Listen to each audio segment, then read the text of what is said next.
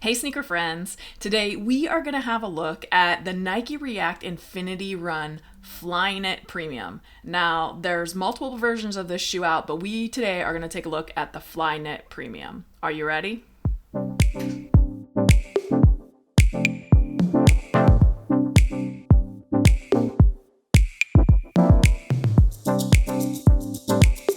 So I got the React Infinity Flyknit Run Premium. I'm just going to call it the React Infinity from here on out. On Nike's website, nike.com, it was $160. Now, there was only one colorway that I could find of this specific premium Flyknit. I really like the Flyknit upper, so I wanted to try the Flyknit upper, but I didn't have much color choice. Of course, in the non-Flyknit versions, there's a variety of different colors, whites, blacks, pink, I think, and then there's a beige. Now, if you recall about the story about the shoe is that it's supposed to prevent injury.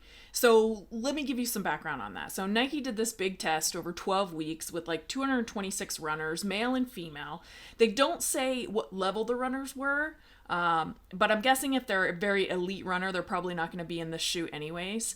But the rough numbers was that this shoe reduced the number of injury by 52%. Now, before you go too far, that was compared to the Structure 22. Now, I don't know the Structure 22. I've never run in it. I thought it was interesting that they chose to compare it to their own shoe and their Structure shoe, which is actually a line that's supposed to be more supportive. How they qualified if it was improving or reducing the amount of injury was they clarified that injury meant that the athlete had to miss 3 runs or more due to a running injury. Now, for me, my first question is, this is over 12 weeks, and missing 3 runs over 12 weeks, like if you're any kind of serious runner, generally you're trying to avoid injury at all costs. So my guess is these are kind of sort of beginner to intermediate runners, maybe even new runners, but they don't clarify on the website exactly what that is, at least that I could find.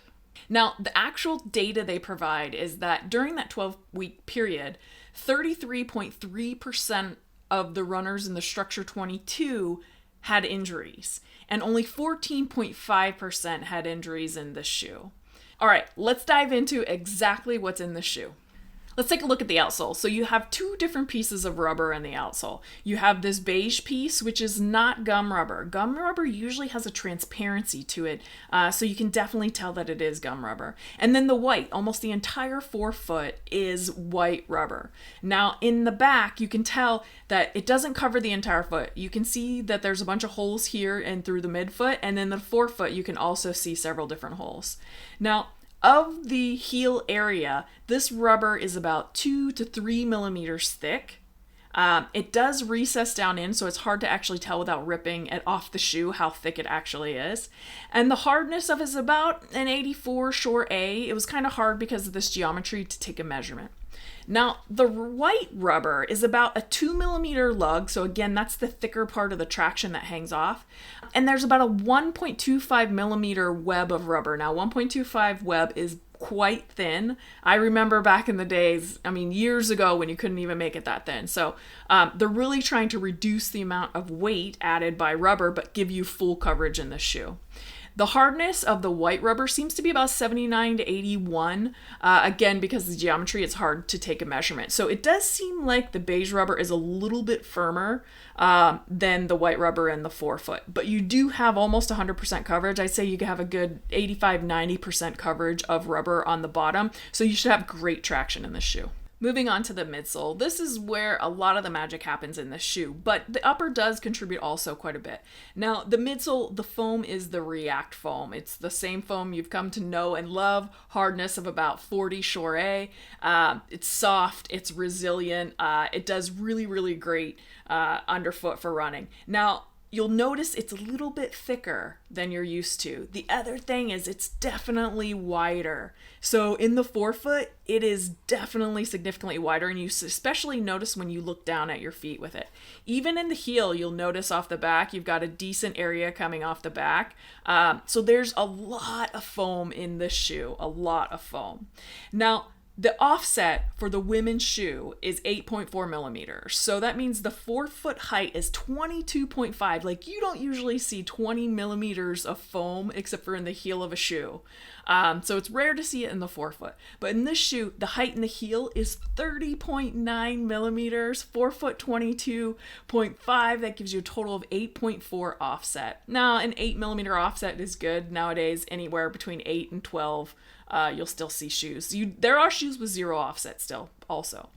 Now, this shoe, in addition to having all that awesome foam under your foot, you'll notice this heel rand going around the entire perimeter of the shoe.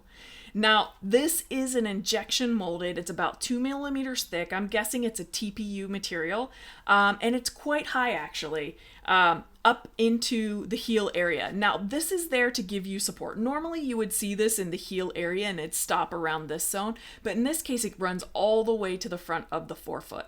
Now, that is going to give you a tremendous amount of support and stability when you're running. Now, that's a big part of where the support is coming from for the shoe.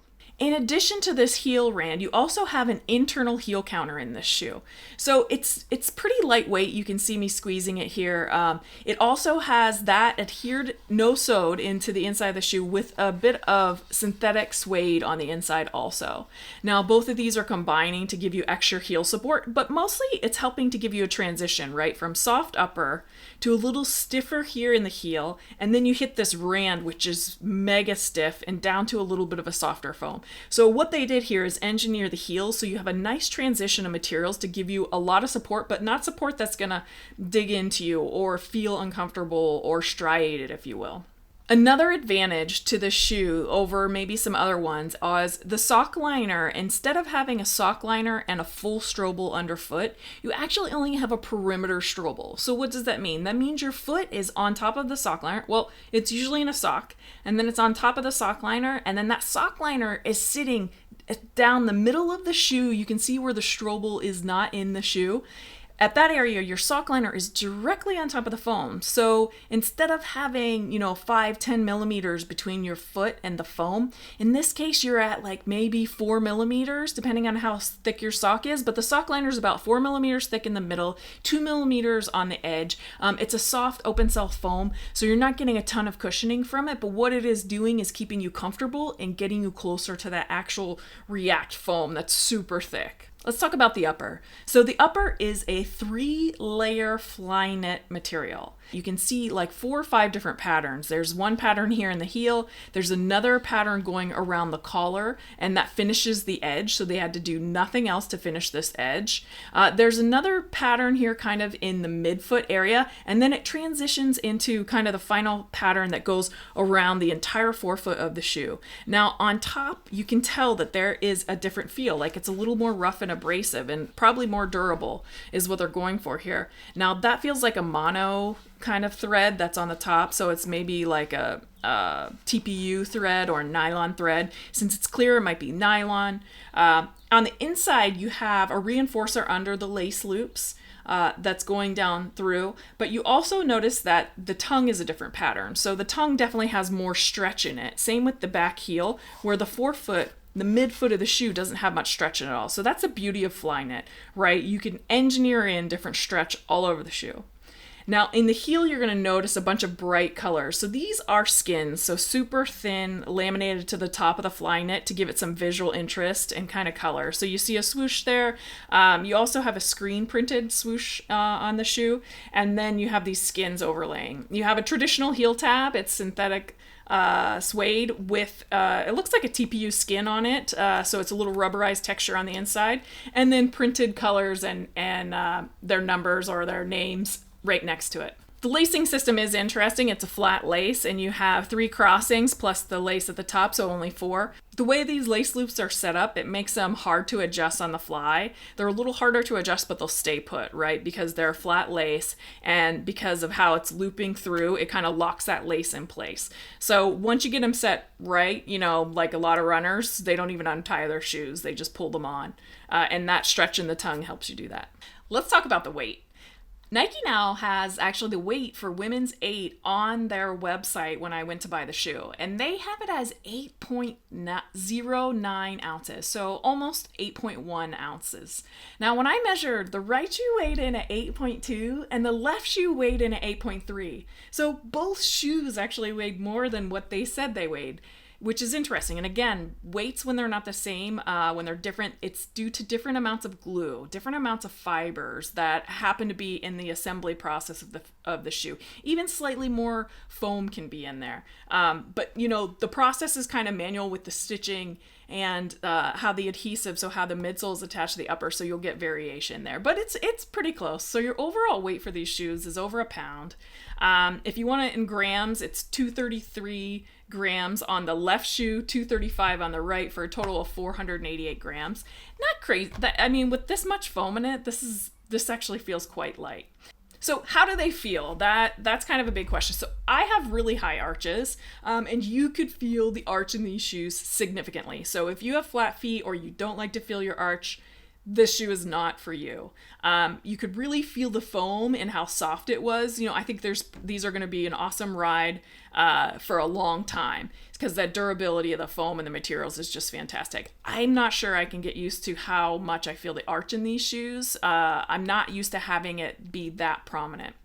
Okay, that's the Nike React Infinity Run Flyknit Premium version. Let me know what you guys thought in the comments, and I hope you have an awesome day. See ya.